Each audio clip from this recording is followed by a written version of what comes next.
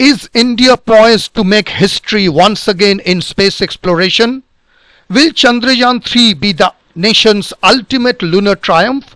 Can India's technological prowess conquer new frontiers on the moon?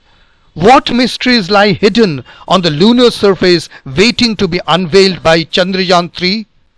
In this video, we are going to embark on an exciting exploration of Chandrayaan 3, India's lunar triumph, and the incredible scientific achievements that await. We are also going to dive deep into Chandrayaan 3, its components, and what it will exactly do as it reaches the moon and other exciting facts. My name is Shaunak and you're watching this video on my channel Physics for Students, proudly presenting Chandrayaan 3, India's lunar triumph. Well, first let us understand that what exactly is Chandrayaan 3. Now, as we all know that Chandrayaan comprises of two words, Chandra, that is the moon, and Yaan, vehicle. It consists actually of a land rover and it doesn't have an orbiter. So this is the third lunar exploration mission by ISRO, Indian Space Research Organization, and there will be a kind of a propulsion module which will behave like a communication relay satellite. So there will be a lander, which is called the Vikram, and rover, which is called the Pragyan, and we will look into this video what is their function and what exactly it will do. So the propulsion module will be basically behaving like a communication relay satellite, and it will carry the land and the rover configuration until the spacecraft reaches around 100-kilometer lunar orbit. And as per yesterday's exciting exploration, we found that ISRO has told that the lander and the rover will land near the south pole of moon in around the end of August 2023. Well, behind this entire huge complex design and mathematical calculation, what is ISRO's objective? I mean to say, what exactly ISRO is willing to achieve from this? Let us look into the next part of our video. So what is ISRO's objective?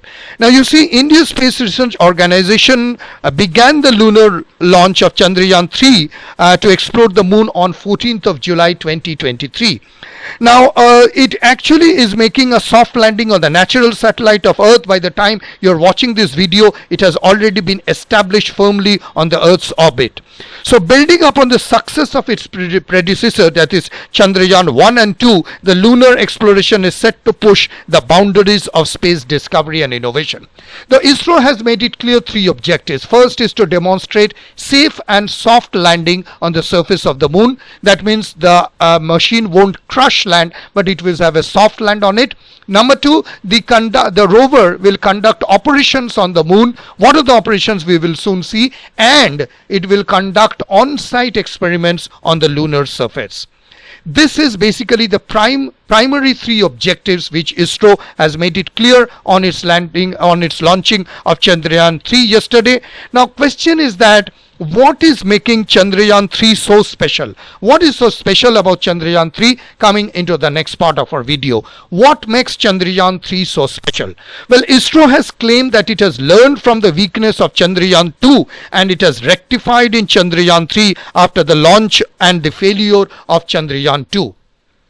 So it has claimed to learn from the weakness, and it has taken many cautious steps, and it has left no stones unturned. So it is a successful mission which would make India only the fourth country proudly after US, Russia and China. And it will be the fourth country in the world to have landed a rover on the moon, and it would be closest landing yet of any space vehicle to the lunar south pole.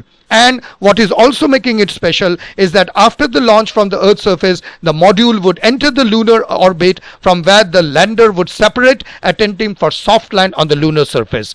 Even though India has satellites orbiting the moon, certain kinds of data can be collected only from the surface of the cosmic body, that is the moon, as opposed to data which is collected generally from the orbit. Now this is what makes Chandrayaan 3 so special. But let us not forget that Chandrayaan 2 was also a kind of a semi-failure. So what was that actually made Chandrayaan 2 a failure? Let us find out in the next part of our video. Was Chandrayaan 2 at all a failure or not? Well, to be very honest, we cannot call this as a complete failure. India's second mission, Moon Chandrayaan 2, was actually launched by ISRO on July 22nd, 2019, but hearts of every Indian broke in September when their screens froze and eventually ISRO lost contact with Vikram lander, which was expected to make contact with the moon. So this is a kind of a schematic diagram which I have taken from, obviously, from the ISRO's website, which I have cited. So the space agency actually lost contact with lander just, it was about 400 meters away from the landing surface. The objective of the second lunar mission was basically to make a soft landing on the lunar surface. The reason behind Vikram's crash landing was that it was tilted 410 degrees instead of the planned 55 degrees.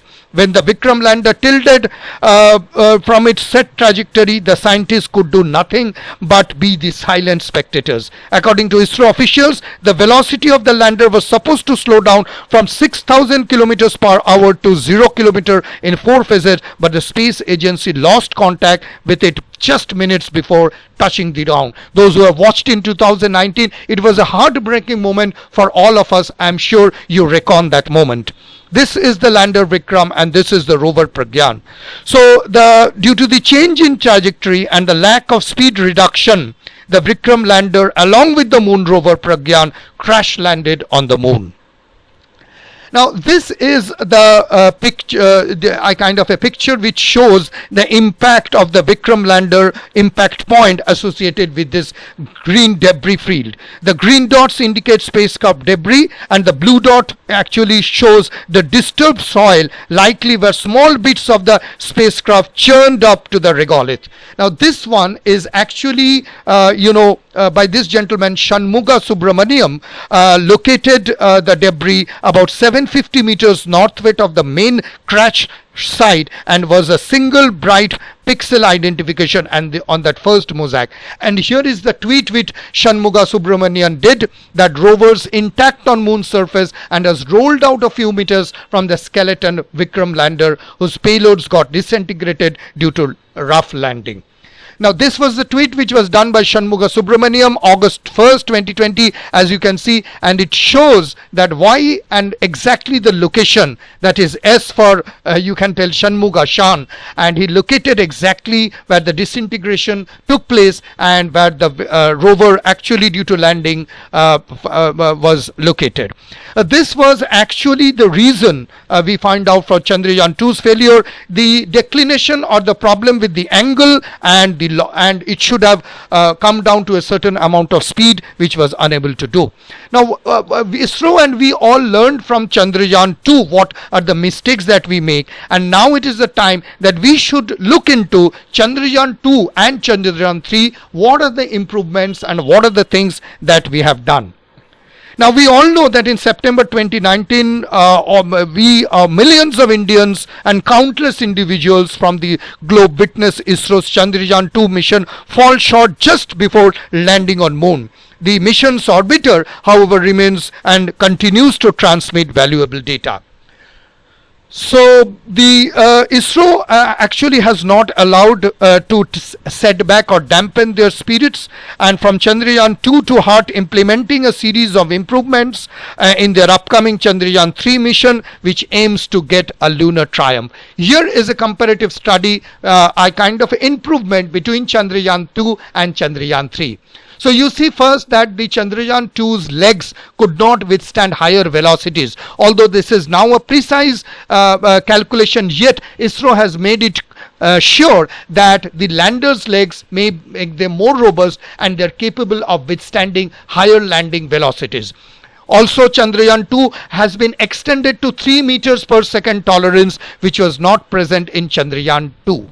Chandrayaan 2 also has no such camera as Chandrayaan 3 has, with 2 such cameras has been fitted and is equipped with lander hazard detection and avoidance cameras. That means anything which creates a kind of a hazard will be detected by Chandrayaan 3, and which was not been essentially installed on Chandrayaan 2.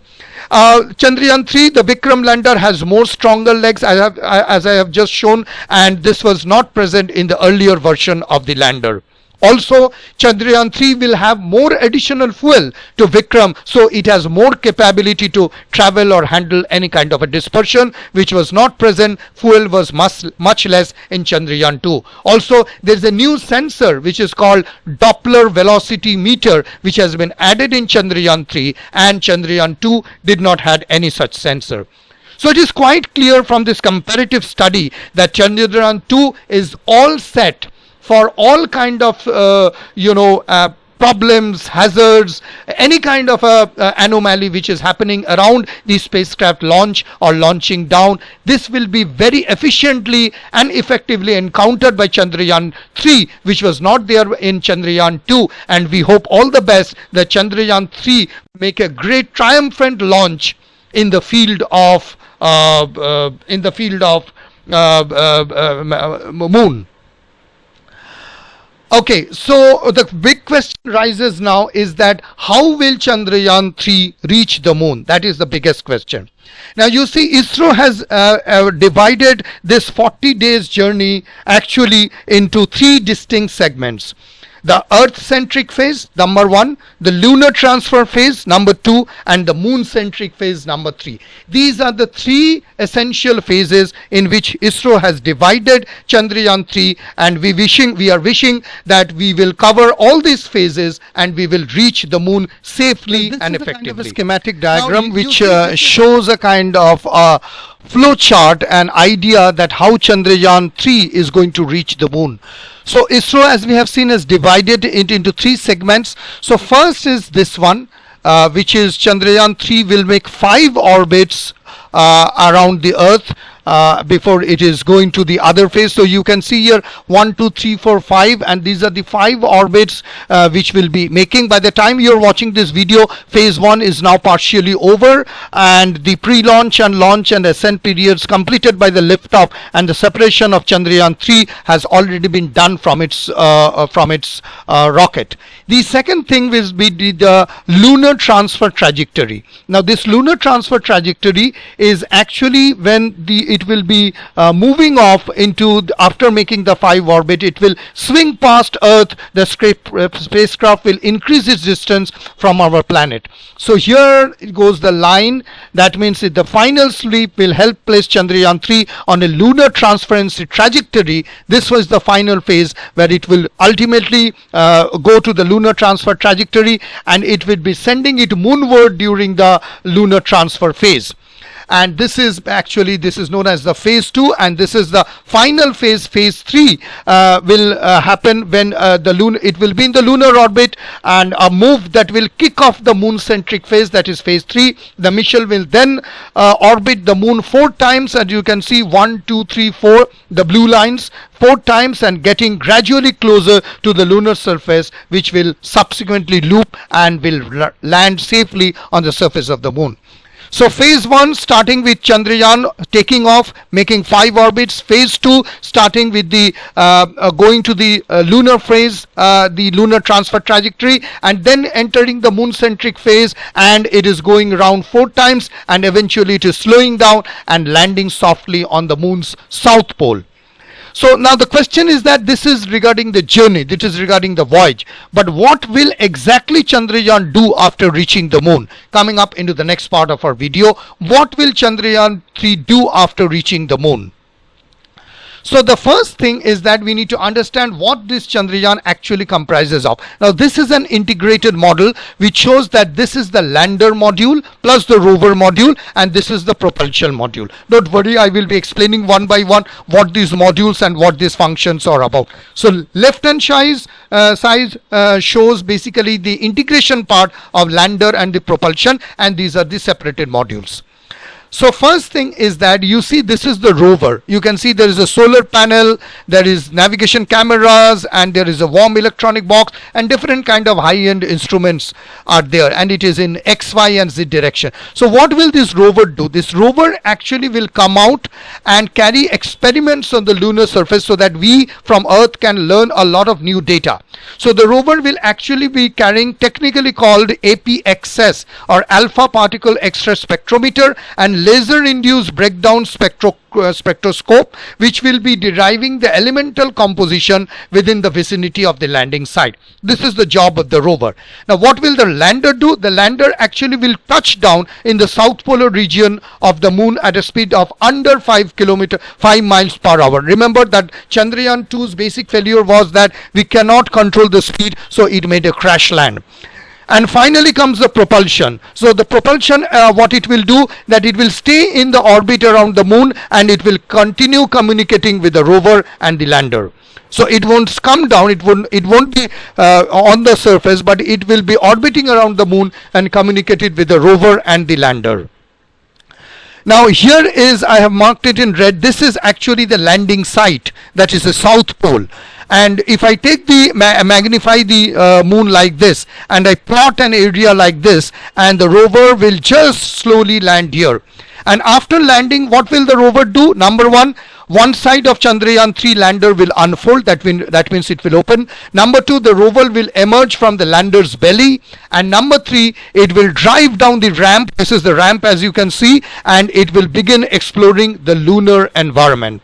So this is actually what exactly the rover will do after landing into reaching the moon.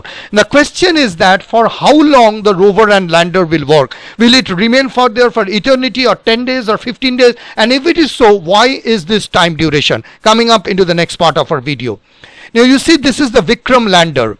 So that lander is basically responsible for what? For the soft landing on the moon, and it is a kind of a, you can say, a car which will carry the rover and performs various scientific experiments. The Chandrayaan 3 lander is equipped with a new technology which is called laser Doppler velocimeter. And then what it will do is that it has got impact legs which are much made stronger. As you can see, 6 legs which are made much stronger than Chandrayaan 2.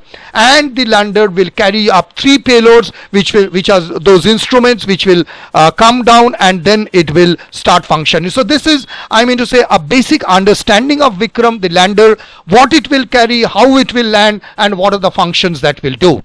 Now here comes the Pragyan, that is the rover. Now this rover, as you can see, it has got 6-wheel design, and it has got a range of around 500 meters. If it will work, it will carry scientific instruments including cameras, spectrometer, and it will also drill the surface of the moon. It is also will communicate with the lander and the ground control team in India. It will study the composition of the lunar surface in order to get more data. It will also see whether there is a presence of water, ice in the lunar soil, and it will create or learn more about the history of lunar impacts. Now this is the job of the rover, studying, going, drilling and sending data, and that is the job of the lander, and we have already seen the job of the propulsion. Now this will also make us understand about the evolution of the moon's atmosphere. Now here is something we need to understand. Now this is the lander and the rover. It is an integrated model. Now first is that the solar power lander and rover will just stay there for 2 weeks. Why? Because we know that there are 15 days of day and 15 days night. So ISRO is making such a grand plan that it will launch the rover and the lander and the propulsion in such a way that there is a daytime. So the thing is that they are not designed to survive the chilly lunar night. And you can tell me in comment box what is the temperature which drops down into the lunar night. Let me know in the comment box. The rover will also communicate with the lander, which ISRO communicates directly with Earth, and ISRO says that Chandrayaan 2 orbiter can also be used in case of a contingency communication relay. So it will be staying there for 2 weeks, around 14 to 15 days, because it cannot survive the chilly lunar night, and these are the roles and the jobs that the rover and the lander will do. What will be the temperature? Why it cannot survive? It will be very cold. If you really know why it will not survive and what is the average temperature of moon that drops down, let me know in the comment box. In the meantime, I will just show you some of the important facts which should not be ignored. The first thing is that the rocket that it is carrying, this is called Mark 3 or LVM 3. It is basically a 3-stage launch vehicle by ISRO, and it is almost carrying up to 8,000 kilograms of payload to lower Earth orbit and 4,000 kilograms of payload to geosynchronous transfer orbit, that is GTO. This is very important. This has got a lot of improvements since the earlier rocket. LVM-3, we have used it in various satellites, including communication satellites, and it is also used to launch crewed missions such as Gaganyaan mission. The third most important point is that it is a very powerful launch vehicle, and it has received almost all the success in the cases of Indian space program, and it has helped India to secure as a major player in the global space industry. These are the very important points that we should not miss, and how we improved and came to LVM-3. All the launches done by LVM-3 has been a super success. The question still lies that all these huge amount of cost and technological advancement that are concerned, will it be beneficial to mankind? Coming up into the next part of our video. Before that, I would like to show you that ISRO has also embossed on the rear wheel a 27 kilogram 6-wheel Pragyan rover, the ISRO logo, so that it creates a mark on the lunar surface. The mission carries on the propulsion lander and rover 6 payloads, which you can check out from the ISRO site. The life obviously will be 14 days, and the lander payloads would study the composition of moon's atmosphere, and Vikram will actually click photos of Pragyan, that is the rover, as it studies the seismic activity on the moon by dropping some instruments. This is very important. So Vikram, the lander, will click photo of Pragyan, and the Pragyan will carry on, as well as the lander, different kind of activities on the moon's lunar surface, and it will just stay there for 14 days. Before the night sets in, it will complete the job and it will come out. The question, big question, which I was telling, is that will it be any kind of a beneficial to mankind? Coming up in the next part of the video. The first thing is that it will study moon's geology and composition. So new insights will give us scientific payloads on Chandrayaan, will collect data on moon's thermal conductivity, temperature, seismic activity and plasma environment. The development testing of new technologies for Chandrayaan 3 will help pave the future for space missions. The data will help scientists also for better understanding of the moon's formation and evolution, as well as its potential resources. Chandrayaan 3 is also using something which is called a new technology, that is a rough touchdown. So this will be also a kind of a test. The second thing it will be an increased international cooperation in space exploration. As we all know that Chandrayaan 3 is a joint mission between India and NASA, so it is expected to further strengthen the cooperation between these two great agencies. The joint missions to the moon is also another destination, and the mission is expected to advance our understanding of the moon, and it will develop new technologies which will push our space exploration up to the new heights and strengthen the international cooperation.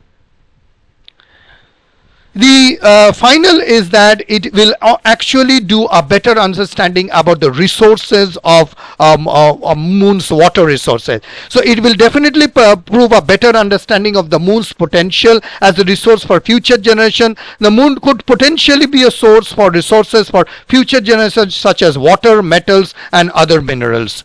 Also, Chandrayaan 3 would help us to answer these questions, which would have deep implication for future human exploration of the moon. Inspiration for future technologies, it will be a major scientific achievement, and it could inspire future generations, and it would lead further advances in space exploration, which is definitely going to be a benefit for all humanity.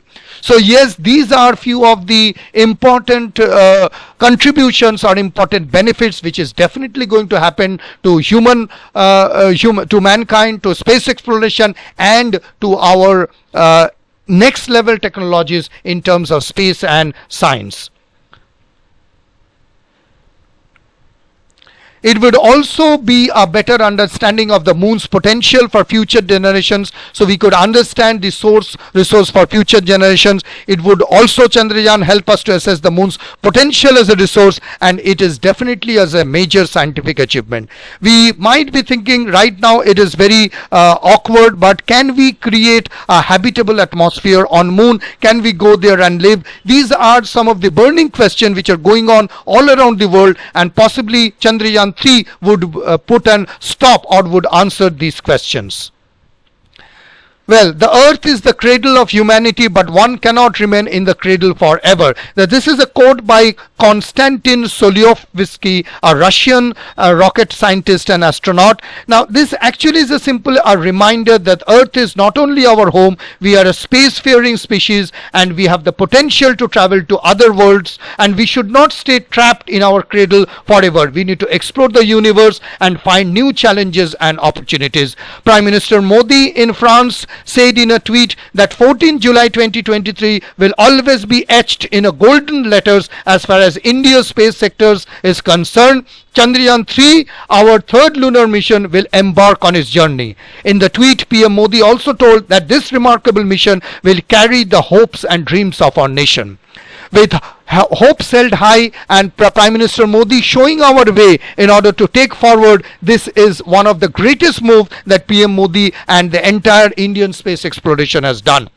The mission has showcased India's unwavering commitment to scientific discovery and as a technological innovation, inspiring a new generation of dreamers and doers. As Chandrayaan 3's embark on its quest to unlock the moon's secrets, we eagerly wait the groundbreaking discoveries and the potential it holds for humanity's greater understanding of the cosmos. With each step into the vastness of space, we move closer to a future where our curiosity knows no bounds and our determination to reach the stars know no limits.